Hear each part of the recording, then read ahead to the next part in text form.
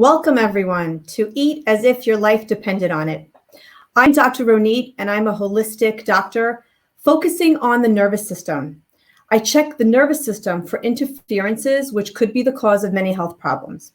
My office is unique because I also work on retraining the natural curves of the spine.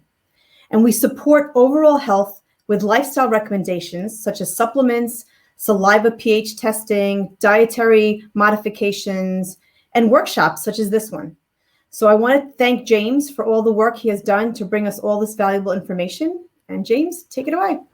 Thanks so much, Doc. I appreciate it. Hi, everyone, and welcome. And let's just get a couple of things happening right now because I really want to talk to you about food, about stuff that's really straightforward, yet makes such a profound difference in our lives. So before we begin, Doc, I'm going to invite some extra people in here if that's okay. I think it's important for people to see what we're going to talk about. But before we begin, I'm not a doctor. Okay, Dr. Anita is. I have not played one on TV. I haven't stayed in a Holiday Inn Express recently.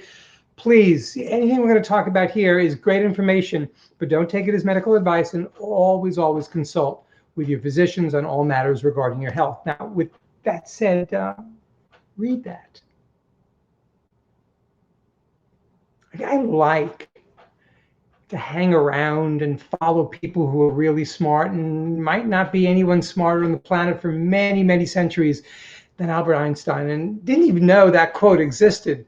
But clearly toward the end of his life, he understood the importance. So I mentioned inviting some friends to this party, and we'll start. There's Jim at age about 30. Obviously back then there was no color, so everything was black and white and sepia tone. And about 40 or so, a little bit more than that, maybe. You see that camera angle getting wider and wider. Lots of curly hair there, but I'm not sure how they can fit him in the frame. Don't know how that one got there. That was from the post office, so ignore that picture. And then at age 50, what I call my two chipmunks mode, because it looks like I swallowed a chipmunk and actually put one in each one of my cheeks. And a lot of you might not know me. So in case you don't, that's what it looked like right now. So the conversation today is getting from there to there and back to there again. And I got to tell you, it's something that is incredibly important for your life. So I'm going to put some stuff on the screen. And I want to know for you if these sound familiar. We're going to start with basic stuff: overweight and type 2 diabetes, both osteo and rheumatoid arthritis. You see what's coming up there. It's a litany of illnesses and afflictions and things that people are doing to help themselves. I'm putting this up there for a very particular reason. We see prostate cancer. Matter of fact, we see it a second time. Wait a minute, we see it a third time. Well, do you know anybody like this?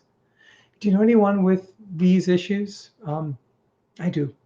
Matter of fact, this is a listing of my closest friends and family, and I'm not happy about it. I'm really kind of pissed off. And in fact, not at them, but we've all been sold a really bad health bill of goods that has gotten us to the point of a lot of these ailments that, believe it or not, diet and treatment with Dr. Anit can overcome.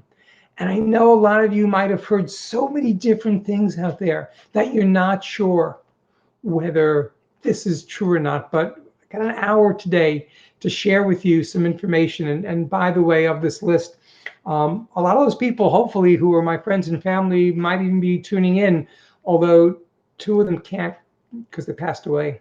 And so I'm going to dedicate this to Michael and Tony, and hopefully they're watching from wherever they are. So when we talk about getting healthy, there's really one thing we have to talk about. And that's what's why. Why is it important to you? Because without that, there's so many things pulling our behavior and alluring us all the time. There's what I call the wanna gotta have tos. All that approach of what we need to do to lose some weight. We want the extra 5 or 10 pounds off. Maybe it's a lot more, but oftentimes people go on dietary programs to lose weight. It makes perfect sense. For a lot of people, that's a very strong pull. For other people, it's a modest pull. But then you got the my doctor told me's. My doctor told me the other day that I had high blood pressure. Or my doctor told me that my cholesterol was up. Or my doctor told me that I have pre-diabetes. What's that? Hard to believe that we hear that stuff, but sometimes we just let it go one ear, not the other. When I was 50 years old, and I was at my two chipmunk stage, obviously that you saw, I was told by my doctor a lot of that stuff. Although he didn't mention pre-diabetes, but when I later on looked at the blood work, that's indeed what I had. And what I'm thinking is that my brain completely blocked that out. It's really powerful to not want to change what we're doing to do something healthier. But then once we start doing things that unfortunately sometimes take some pills, there's the I don't want to take those pills anymore. Have you experienced that? The statin that has muscle aches. And I got to tell you, a couple of pills for the high blood pressure literally made my heart race 150, 200 miles an hour. There is that obvious time where all of a sudden we're getting fed up. And in fact, the stats that are out there really show that people oftentimes stop the pills they're taking, the medication, because of things like the side effects that they're experiencing. But then oftentimes the why could be, I'll do anything in the world not to be back in the hospital again, because that's a scary situation. It was for me. Almost 5 years ago, December 19th, 2016, I had what I now know, and actually did when I got to the hospital, an acute ischemic stroke. Artery blocks blood to the brain. I had it while I was driving. And luckily, it didn't affect my brain as much as it affected my entire right side of my body, which is not a good thing when you're driving, just unless you're driving in England and you're on the left side, but that's another story. I was able to pull and park the car, really slammed on the brake with my left foot, get out, wait for 911, get to the hospital. All of a sudden they said that you have a stroke, and we think that you'll be okay. But they then gave me an opportunity to take a medication that had a 50% chance of working and a 10% chance of killing me immediately. That can really wake you up a lot. And by the time I actually had the stroke almost 5 years ago, I was already eating what people consider a pretty healthy diet. It was vegan before 6. And that was the name of a book by an author and a chef, Mark Bittman, who talked about how important it is to add more vegetables in your diet and get rid of some of the animal protein, the fat, and all that. And it made perfect sense. But, we didn't go all the way. We were doing it a couple of meals a day, and then the stroke happens, and we got a little bit more serious. And then about a year later, I'm at actually at an event and doing a little workout, trying to get, a little bit healthier. And all of a sudden, short of breath. And I go, well, that's really weird. So when I got home, I was able to get to my cardiologist and did a battery of tests. And while the first few didn't show much, the third one did. Matter of fact, he sent me immediately, or he wanted me to go immediately to the emergency room, because he said you have blockage in what's known as the widowmaker artery, the left anterior descending. Long story short, 12 hours after being in the waiting room of the emergency room, they finally took me in, able to fix me, put 2 stents in there. But I got to tell you, at this point, I knew that eating healthy was important. Now it's different. Now it's a life or death conversation. And by the way, as we're talking about this, please understand that oftentimes when you have a heart attack or you have a stroke, you don't get a second chance. You don't have the ability to go, oh, I'm lucky. As a matter of fact, I think about what happened to me and the fact that I had 2 things that for many people would have killed them, and I'm still here. Either is going to make me incredibly stupid to not really take care of myself, or is going to give me the ability and the desire to really share a message that I think is critically important. So my why is pretty clear, but if you didn't buy all that with my why, here's my real why. And it's 35 years, and God, I was much thinner back then, wasn't I? But I want you thinking about your why. In fact, do me a favor, and in the chat, put in there, what's your why for getting healthier? I definitely want to know, and we can talk about this later. If you have particular questions, please feel free to use the chat. Dr. Ronit's going to be monitoring it. Hopefully we'll have some during the session. But at this point, let's get on a journey. And when we have gone up and down and weight so many times, as so many of us have, we understand that a lot of the stuff that we were taught doesn't necessarily work. For example, counting calories or points. You go up, you go down. All of a sudden, you're food deprived. Then all of a sudden, you're eating too much during the holidays. It is not a recipe, pun intended, for healthiness. And then they say, no, what you got to do is you got to work out a lot. You got to work out all the time. You got to make sure you're working out nonstop. But did you know that working out really doesn't affect weight loss that much? It's incredibly important. And don't get me wrong, working out is phenomenally important. But that one pastry at Starbucks and the double macchiato, rich oat milk, whatever you have, it's going to undo all the good. So it's not about working out. If you do eat out a lot, or like I was on the road a lot, that's another issue in this conversation, which is trying to eat healthy in an environment where so much stuff is being put into food and you don't even know what it is. But you go through the process, you do the best you can, and then you find a solution that you think works. For me, it was the zone, I thought. And around my 40th birthday, my wife and I, Marge and I, decided to do this. It made sense to me. It said it was balanced. It said it was 40% protein, 30% carb, 30% fat. You're balanced. You're eating a little bit less than you were before. But man, oh man, it was so confusing. I mean, I'm a math guy. And it was impossible to figure out, well, how there are grams of this turns into blocks of that. It worked for a while. I lost 40 pounds and then gained 63 back. So really low carb. We'll get into that conversation as well. And then just look at the far right of the screen. The doctor I went to when I was 50, this is what he suggested to me. He gave me a mimeograph. For those of you under 30, please go to Wikipedia and look up the word mimeograph because it's not used anymore. But a mimeograph piece of paper that gave me this horrific cabbage diet as the way to take off the excess weight. None of this worked for me. You too, right? Now, one thing you got to think about regarding doctors, because we hold them on a huge pedestal. But did you know that? They're not getting nutrition courses. In fact, I have the most amazing chiropractor in the world, as you know, but also the most amazing cardiologist in the world, Robert Romani. And, we talk about food all the time right now, and he's in disbelief to an extent as to the benefit it's showing from a cardiovascular standpoint. So understand that sometimes the people that you hold in the highest esteem could be our parents, could be our doctors, don't necessarily have the right answers. What is the right answer? And I know a lot of you will think it is an arguable point, but I don't.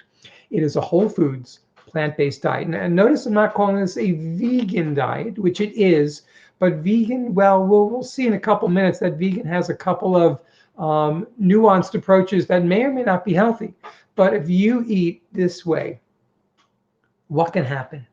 Well, wait, hold on a second. It's extreme. What do you mean? Only eat plants and fruits and vegetables? Isn't that extreme? I hear this from my friends. Isn't this an extreme way to eat?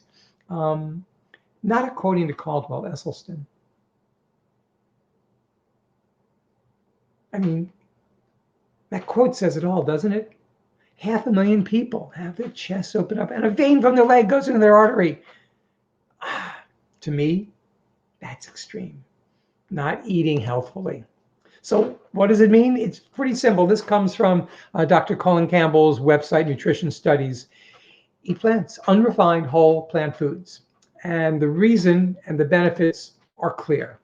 Prostate cancer, breast cancer, esophageal cancer, reversing heart disease, which both Dr. Esselstyn and another doctor 30 years ago have already proven scientifically that it does.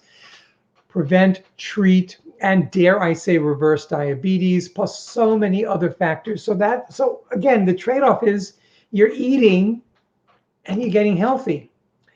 The Physicians Committee for Responsible Medicine has put together this approach. We call it the Power Plate, and it's a spinoff on what the USDA puts out when they talk about the proper plate and how we're supposed to eat. But this is really it: fruits, vegetables, grains, legumes, peas, beans, stuff like that. Nuts and seeds too, and that if is your why isn't losing weight, because as we'll see, that's a huge driver there. But the power plate, and in fact, the whole approach to eating healthfully is not to do all the crazy, deep diving macronutrient stuff that people are trying to sell us. In fact, we're going to do some of that today just to show you how simple this process can be. Then I hear some of you going, wait, well, carbs? Really? Those are bad for you, right? Those are horrible, horrible things to eat. Now, I didn't know how to answer this properly.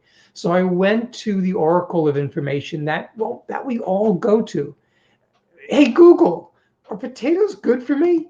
Many whole foods that are high in carbs are incredibly healthy and nutritious. Potatoes are considered a starchy vegetable and a healthy carb. They're high in fiber, low in calories, and include vitamins and minerals. On the other hand, refined or simple carbs have had most of the nutrients and fiber removed. Eating refined carbs is linked to drastically increased risk of many diseases, including obesity, heart disease, and type 2 diabetes.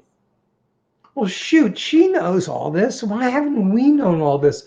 Matter of fact, this whole idea of not eating carbs really takes away something really important in our body, and that's our brain, which uses 40% of the carbs that are eaten as their source. They take 40% of the carbs. It demands so much energy. Understand that it is primary source of energy, and no matter what the people from the planet keto talk about regarding ketosis and ketones, and no, let's not body hack, let's not biohack our bodies. Let's take a look at how it's being meant to be eaten. And by the way, when I show information and quotes and data, I'm going to put throughout there references. Hopefully, if you want, you go look it up and read even more. Because remember, again, what I'm telling you is, for many of you, might be your first stepping stone into something that is pretty intimidating. And by the way, low carb diet tied to common heart rhythm disorder. I mean, it's all over the place, and not just in cherry picked areas, but across the entire web. In fact, I like to think about it from one of the docs who is very prominent in this arena, Dr. John McDougall. And his quote says it all, right? Fat you eat, fat you wear. So we eat plant-based. We're so deprived. We don't eat anything that's good. Well, that looks really, really good. Well, and I know some of you who are here may have eaten our sushi before, and I got to tell you, that's almost as huge a winner as the tomato pie is. And you notice that we eat with our eyes and we eat with our sense of smell far more than any other senses. We're not food deprived. In fact, I was a foodie when I was 282 pounds, and I am a foodie right now, and I am at 160 pounds. Matter of fact, eating more than ever.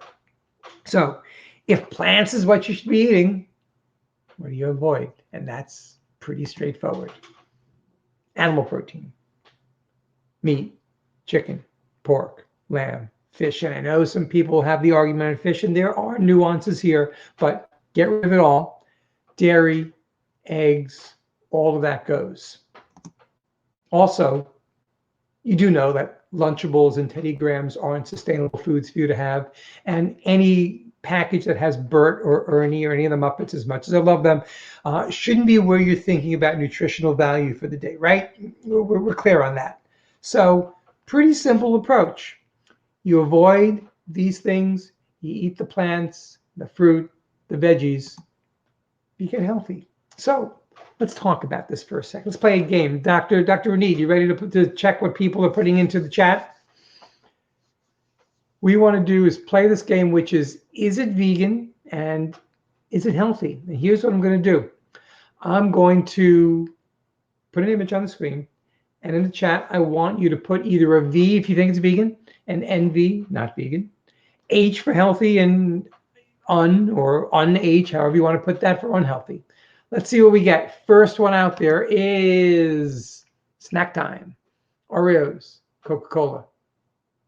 Is it vegan? Is it healthy? Let's take a look.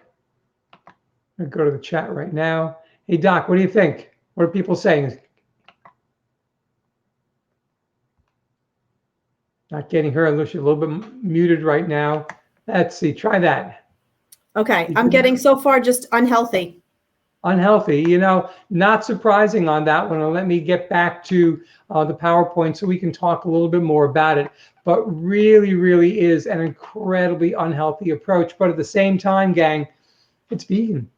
Yep, that's what someone else said too, vegan. It's amazing when you think about that, because who knew Oreos are vegan? Oh, shoot, if I knew that 20 years ago, I probably would have eaten more of them, right? Okay, but here's what, we got this one, which I think everyone's going to say is unhealthy. Now let's talk about this. Okay. Chicken breast with skin, mashed potatoes, and a single green piece of something, probably parsley, that's there. So, vegan, not vegan, healthy, unhealthy. What are people saying? Not getting anything yet. Okay. I think this is a mixture, right? Yeah. Well, it's one that's going to confuse people, when you really think about it. First of all, let's just talk about vegan, not vegan. I'm getting non-vegan. I'm getting unhealthy. Yeah, not vegan, unhealthy. We've got some pretty smart people out there. It definitely is not vegan, the chicken there. Unhealthy, though, becomes something that people start, it's chicken. It's chicken, white meat. It's healthy. But you have the skin there, and you have all that sauce that's there. But also, let's take a look at a 4-ounce chicken breast with the fat and the cholesterol. By the way, you do not need any cholesterol in any of your foods. Your body makes all that you need. Sodium, huge amount of sodium, and no nutrients. And by the way, look at that protein number toward the bottom. We're going to talk a little bit about protein, because we have to talk about protein as we have this type of conversation. But my take on this, not vegan and very much unhealthy. But how about that? What do you think, Doc? Unhealthy for sure. Unhealthy and vegan, not vegan. Well, that's interesting, because I'm not sure what's in that patty. So well done. Actually, what's in that patty is the Impossible Burger. So from a technical standpoint, completely vegan, no cheese on there. And regarding unhealthy, and this is a real bone of contention for a lot of folks, but take a look. Let's go over toward the nutrition facts. 13 grams of fat, 10 grams of saturated fat. That's enormous. Plenty of sodium. Got some vitamins and minerals there. But a lot of people who eat whole food, plant-based approach look at these foods as transitional foods to give us the taste that we're used to, but start moving us into a healthier space. People go, you must eat that all the time. Maybe once every 6 months if I'm at a restaurant, and that's all I can find that has enough caloric opportunity for me to be able to have a good dinner. But right now, the Impossible Burger, I can't put that in the healthy area. I can put it in the helping the planet area, but that is another conversation. Here's the one that gets people going.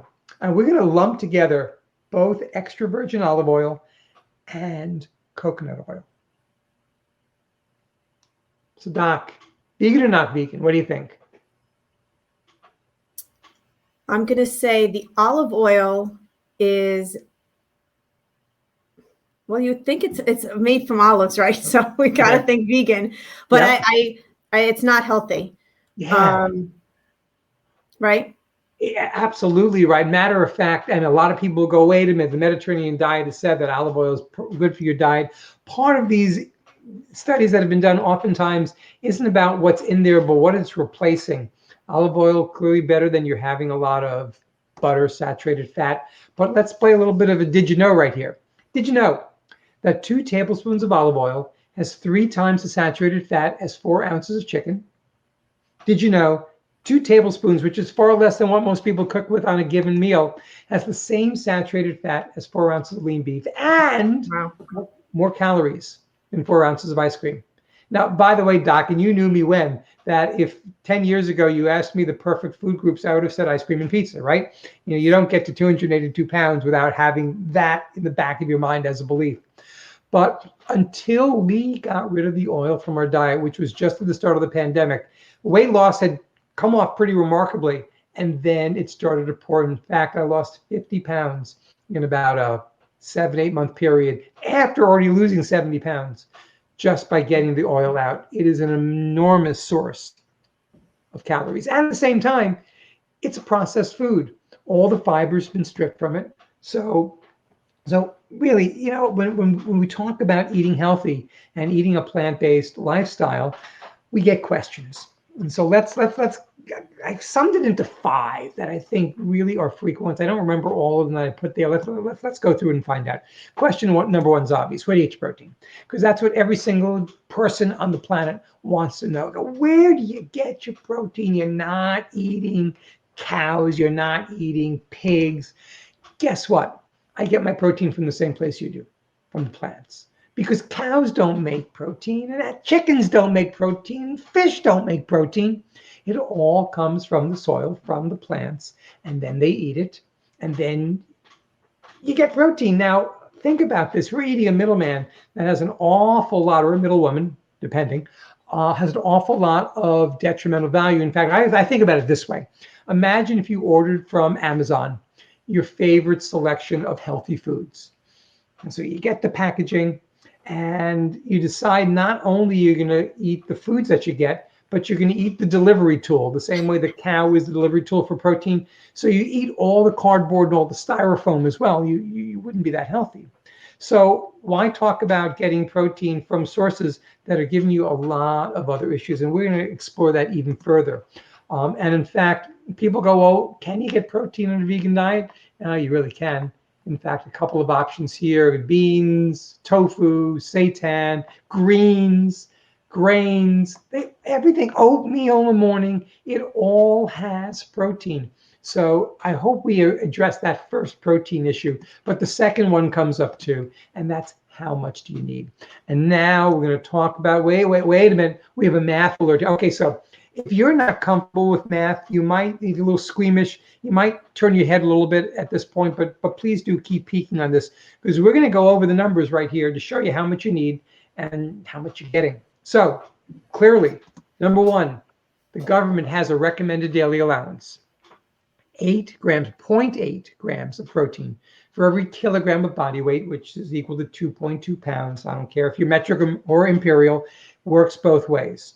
So before we go further on that, what the RDA is sort of a summarized level average to make sure it's sufficient for the majority of people.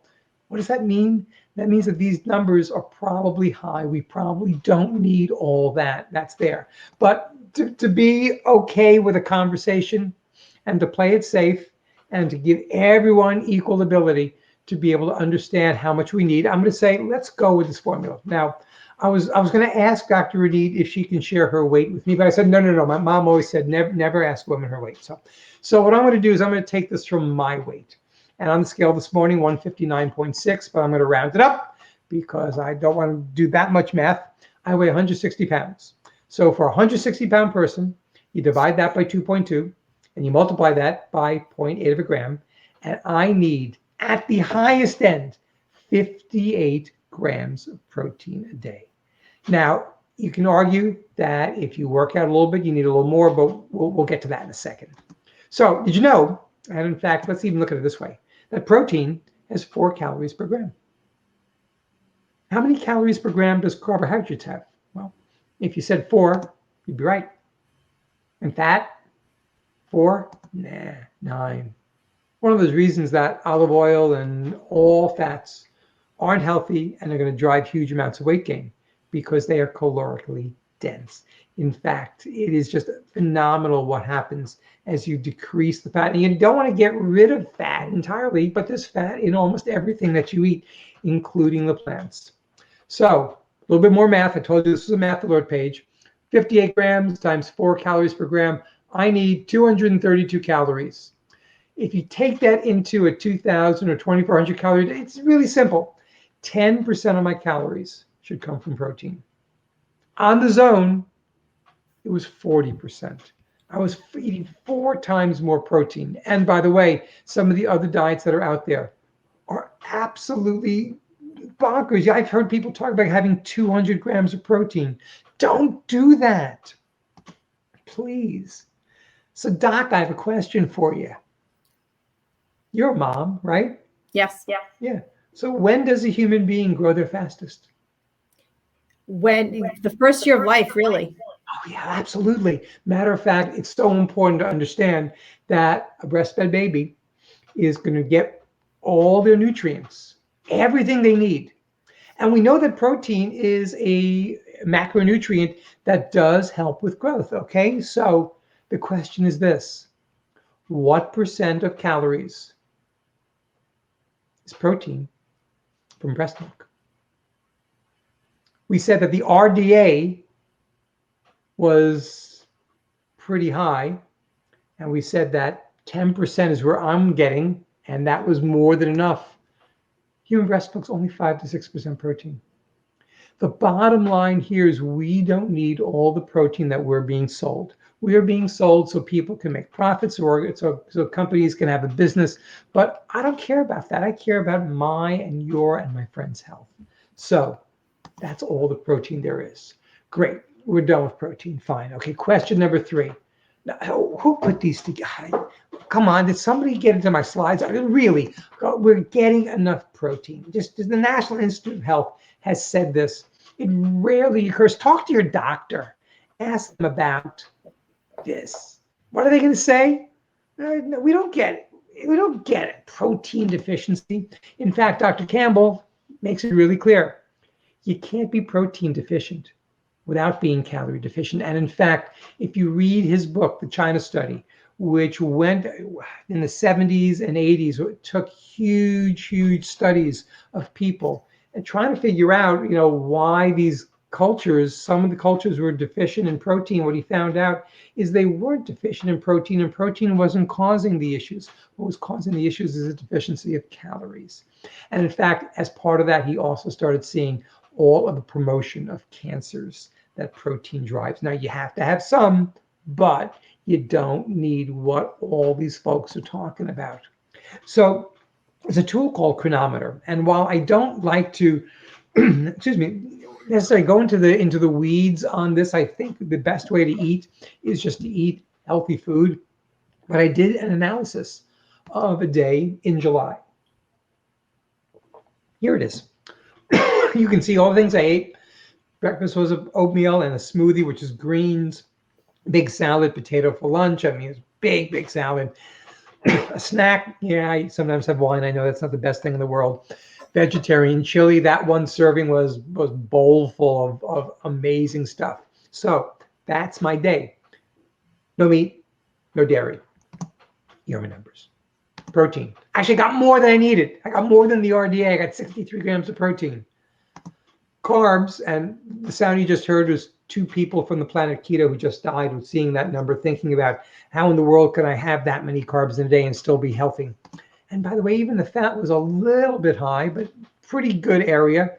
If you remember, we start getting into some of the stuff that we saw with the Impossible Burger. That's almost a day's worth of fat right there in a single burger.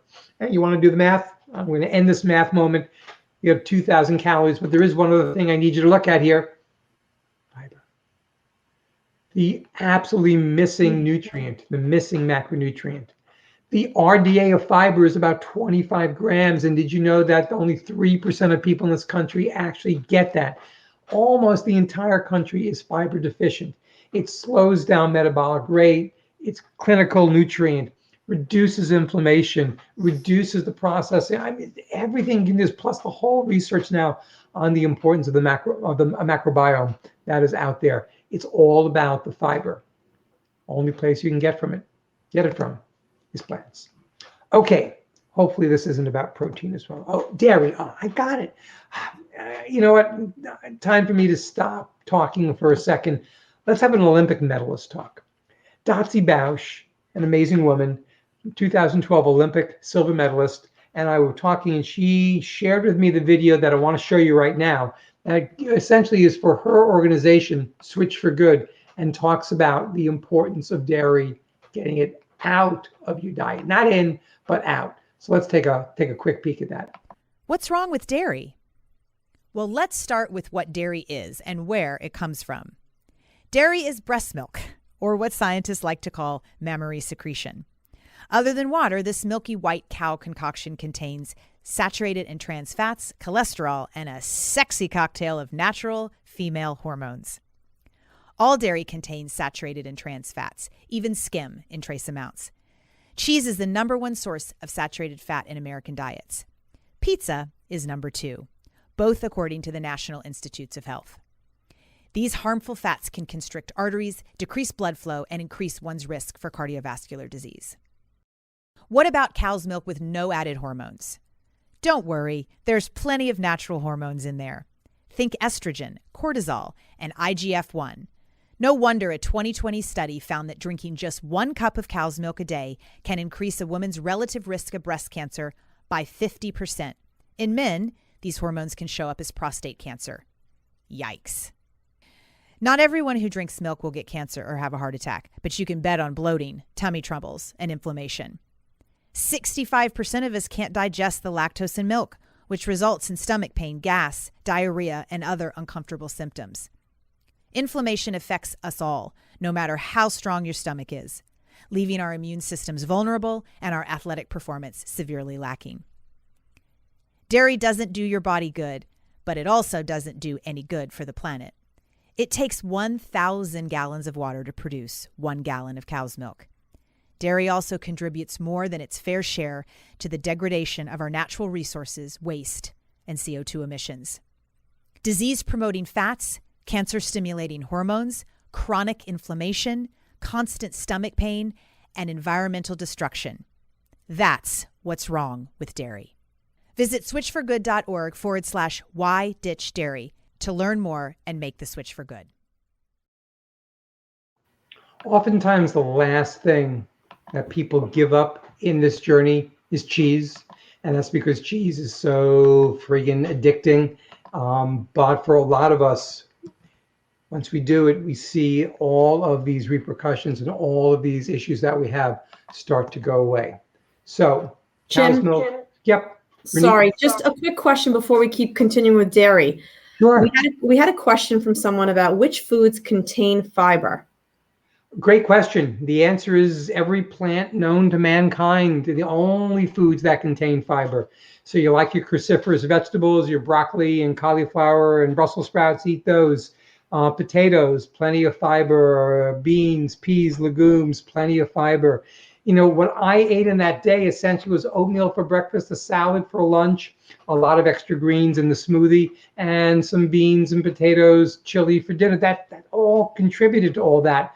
The majority of the fiber that people get in this country is actually from French fries, which is kind of sad when you think about it. So eat your plants, eat your veggies, eat your fruit. You're going to be getting so much fiber as part of that process. Great, thank you. By the way, oh, you're welcome. By the way, there's the issue about dairy always, and this is a very reductionist approach that we've taken in this country in order to be able to sell a particular product. That, you know, meat, it's about protein. Dairy and milk, it's about calcium. We need 1 gram of calcium, 1,000 milligrams a day. This was purely by chance. The day that I had selected for doing the dietary approach and putting it in chronometer, I ate actually 995.7 milligrams. I had almost the perfect amount, and there wasn't a stitch of dairy in there. I want people to understand that they don't need the foods that they're being sold to get their nutrients. In fact, we look at calcium here, a lot of the leafy greens, tofu, beans, all have enormous amounts.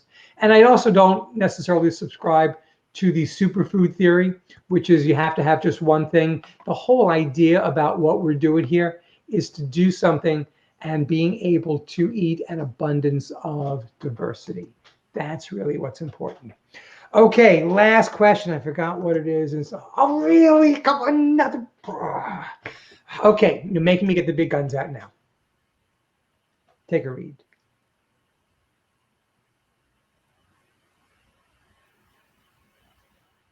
Not unlike what Dr. Esselstyn was saying, right? And Dr. Ornish founded and did the research in the 90s in terms of how to reverse heart disease, eating what at that point was actually only a vegetarian diet, along with stress reduction and modest to no exercise. It's been clinically proven.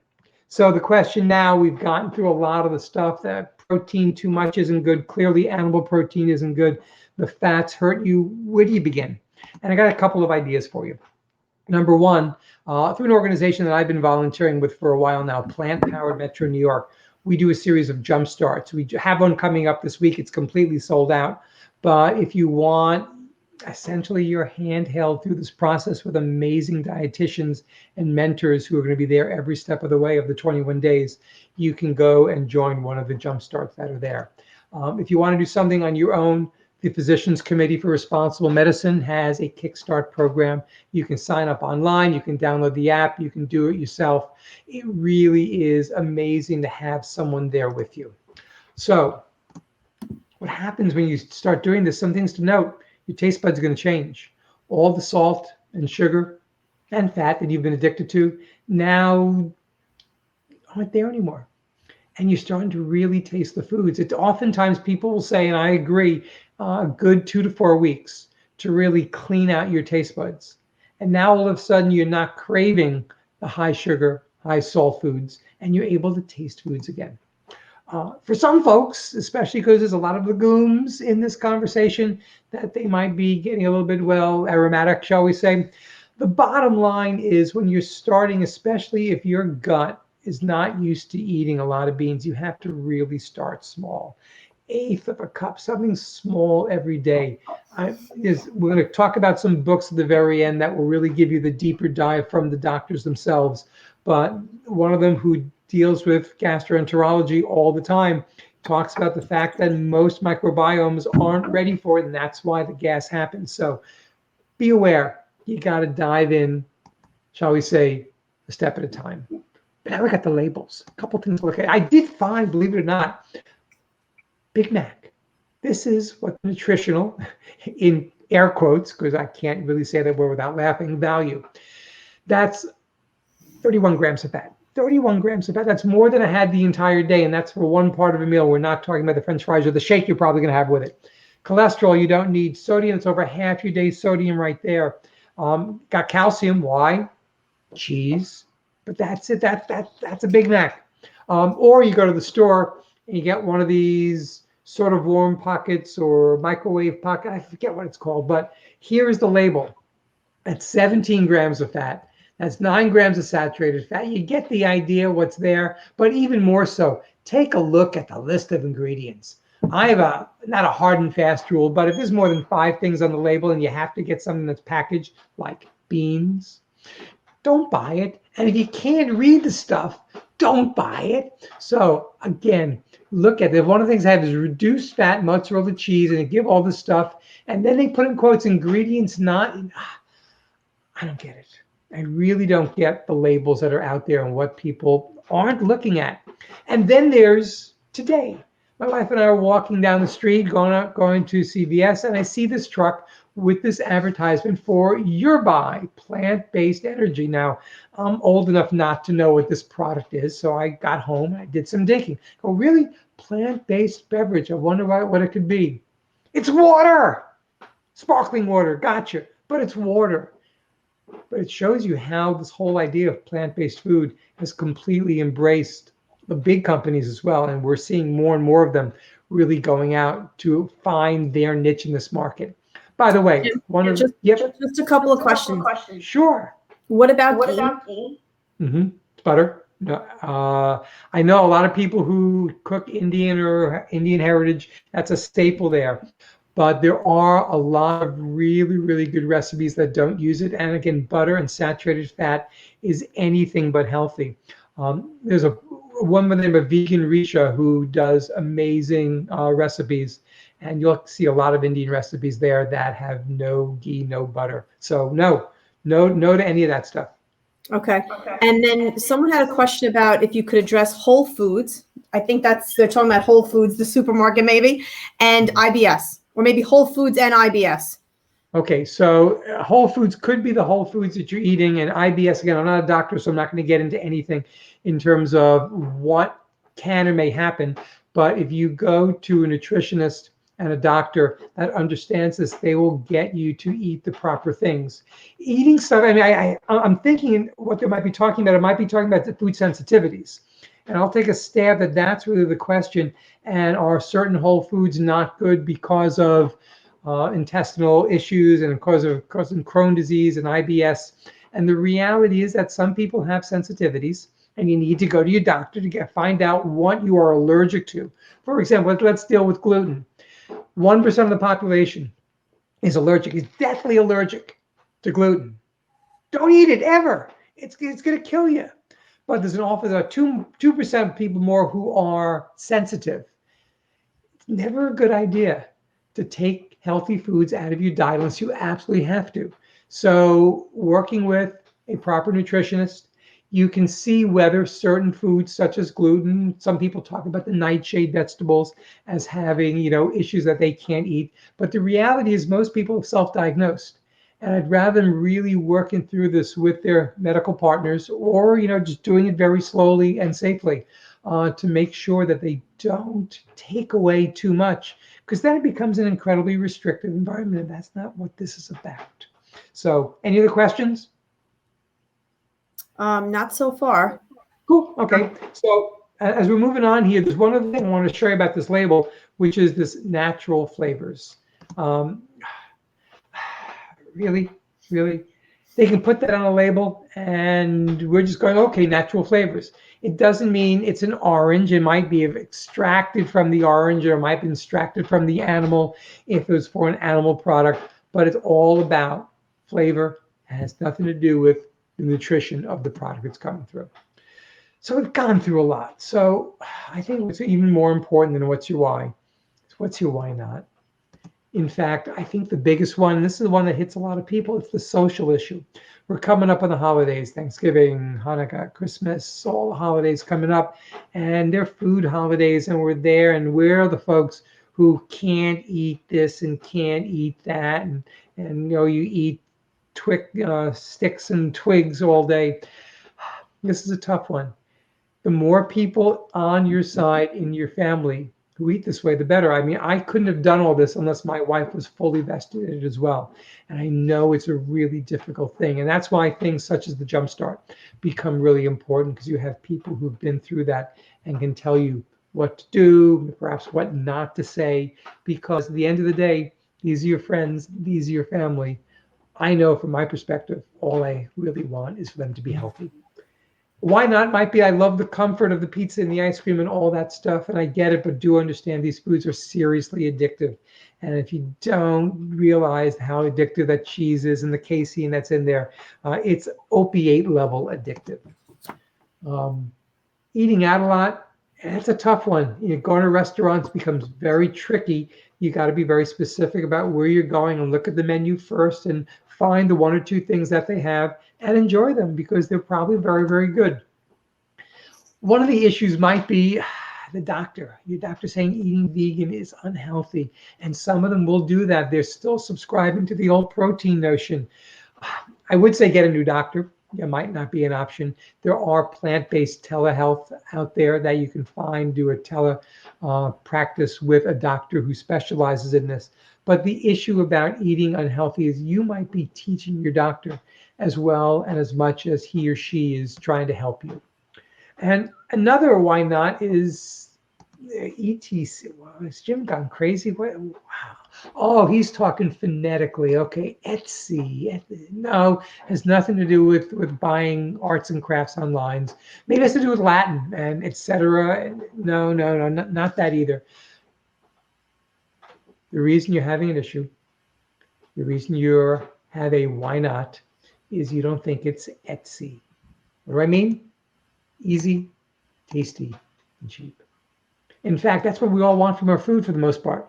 We want it easy to prepare, and yes, you will be preparing more foods. It gotta be tasty. We don't want to eat something that's not, and it has to be inexpensive. And I've heard people claim that vegan diets and whole food plant-based diets are expensive, and I don't get that. You're cutting out the meat and the dairy and all that stuff from your shopping, and you're getting beans and rice and pasta and legumes.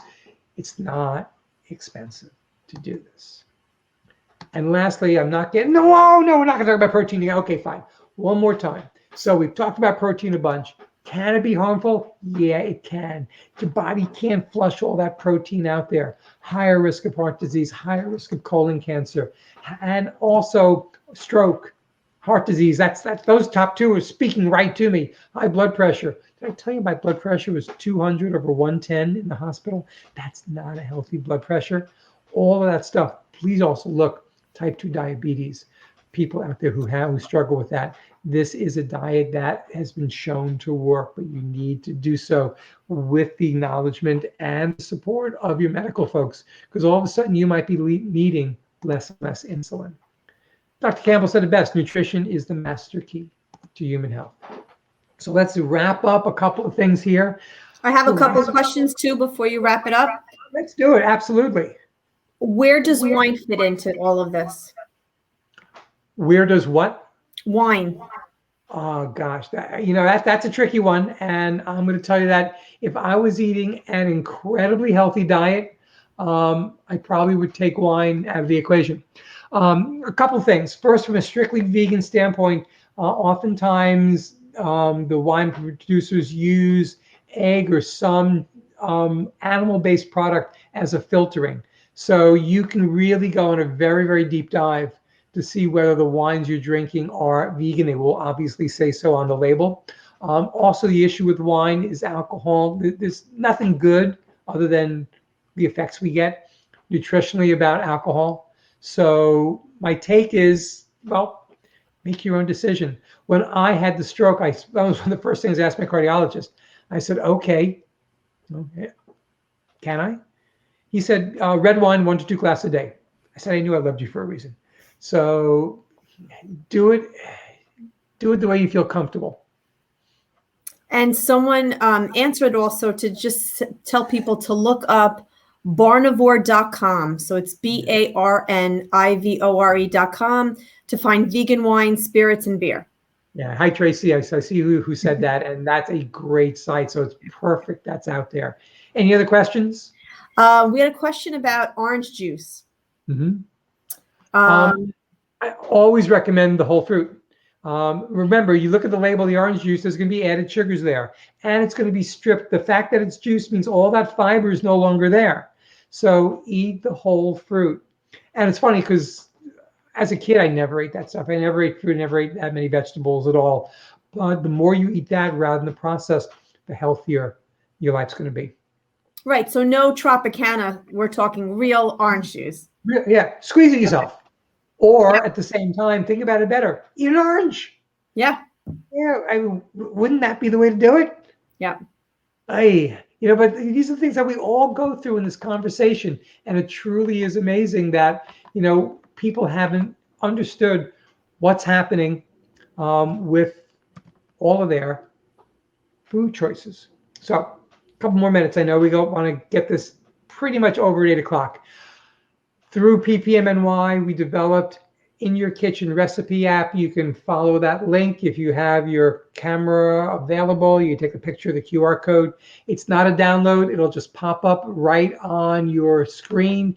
You'll just tap it and pin it to your home screen. And now you got 200 recipes, all not only vegan, but whole food, plant-based, and for the most part, all salt, oil, sugar-free. And this is one that I'm going to officially release today. I've created this app called Whole Food Plant-Based, or WFPB-plants.com. And let me just show you quickly. The idea with this is for you to have in your pocket information at your disposal with videos about all of the different topics and what I've curated as the best information that's out there so you can read it. Great websites of information, articles, resources for you, some of the books that you should be reading as well. It's all in there. It's completely free of charge. Get it again. It's not a download. Just go to WFPB-plants.com. Have it on your screen, updated on a regular basis. No cost for either of these. Cool stuff. We talked about Chronometer. If you're traveling, Happy Cow, a great app that'll tell you which restaurants in the area are vegan or vegetarian, serve sort of green offerings. Really great to have when you're traveling. And books and films, we talked about Dr. Campbell, the China study, the absolute top level study done about why certain populations get cancer and certain don't. Spoiler alert, it's the protein. Michael Greger's How Not to Die, New York Times bestseller, about what to do to live optimal health. Dr. Will Bolsowitz last year put out Fiber Fueled. If you have issues with Crohn's or IBS or any gastroenterological ailments, read this now. I'm actually going through it from a third time because the information is so wonderful. And for those of you who do have type 1.5 and type 2 diabetes, even type 1, Robbie Barbaro, Cyrus Kambata's Mastering Diabetes. Amazing information. All doing this through a whole food plant-based lifestyle. If you like to watch movies more than read, cool. What the Health on YouTube. Forks Over Knives could be the film that really started it all. And the most recent one, Game Changers, dealing with athletics and performance and vegan lifestyle, or I should say whole food plant-based lifestyle. Let me sort of wrap this up with a video. And it was from a couple of organizations that are out there. Quick question, Jim. Sure thing. Is there a grab-and-go plant-based drink company you can recommend for those out there who want an easy packaged option for a full fiber protein drink that they don't have to make themselves? No, on a number of levels. No, I don't know of any, so I can't really answer that with any level of credibility. And no, that's not where you should be getting your fiber. You should be getting your fiber from plants. You should be getting it from the whole food. Once it starts getting stripped and then fiber is being added, that fiber does not process in your body the same way. So the real important thing to do is don't try to take that shortcut. You need to eat plants, eat your veggies, eat some fruit. You'll get the fiber that way. I also see so this will be available online, actually, both on Dr. Valon's site and my Facebook page as well. So I want you to be able to watch the first half as well. And with that said, let me show you this video, then we'll wrap up and get to the final questions. Again, Veg News put this out a few years ago, as well as the Canadian Heart and Stroke Association. I think it's pretty powerful.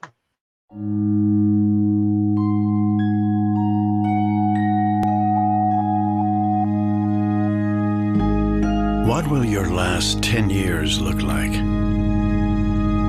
Will you be quick enough for a game of tag with your grandchild? Strong enough to embrace every moment?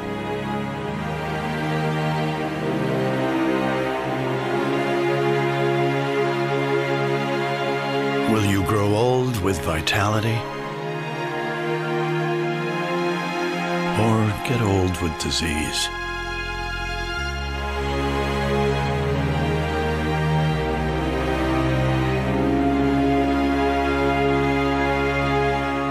It's time to decide. Change your future at makehealthlast.ca. Wow, really, really powerful. I think it says it all, but... I actually use that video all the time in my presentations as well. Do you really? I love it because, just as important as everything you discussed tonight, I mean, really powerful information. It's important that, what's driving that food, the digestion and the absorption is our nervous system. And people don't realize how important our nervous system is.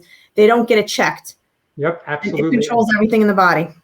I got to tell people that when I started going to you years ago, I was really, really heavy. But when we reconnected a few years ago, I was having issues with a lot of the medication. I wasn't able to get some of that weight down. You are amazing at what you do. So I thank you personally. In terms of revisiting all these, we all know people who have it. I understand. I don't blame anyone for having this. It's not your fault. Please understand that. It is your responsibility, though, to get healthy. And so this really is easy. Just remember your why. I don't forget mine. And with that, I want to thank you. And I'm going to turn it back over to Dr. Ronit. And let's just wrap up answering any other questions that might be there. I don't have other questions, just everyone really thanking you for the great information, very thorough. People were surprised at the oil fat content comparable to chicken and meat that's in, olive oil and all that stuff. That one point alone was probably the last piece of information for me that really spun my head, because cooking, a couple of tablespoons of olive oil, salad, 3-to-1 ratio is what they talk about, 3 parts oil to 1 part vinegar. No, the bottom line is get rid of the oil. We have salad dressings with vinegar and a little bit of mustard in there and some seasonings and flavored vinegars and delicious. Don't need it. But the weight started to come off and it came off so quickly. It was really amazing. And, earlier you had asked people's whys, and I love the answers that we got. To live a full active life for a long time, to not be in pain and to stay off medicines, to have a healthy diet and body, because it's also a vehicle for spiritual enlightenment. There we go. Didn't even think about that one, but that's a great one as well. I'm actually just typing in right now because somebody asked about the new app, and I just put it into chat. So you have it there at WFPB, Whole Food Plant-Based, plants.com. And remember, it's not App Store. Go to your browser, download it, pin it, boom. Don't have to worry about updates and all that stuff. Great stuff. Thanks so much. You get that on the screen as well. Oil. Oh my gosh. Cooked versus raw. That's going to depend on which food. Some of them, tomatoes better cooked. A lot of others better raw. The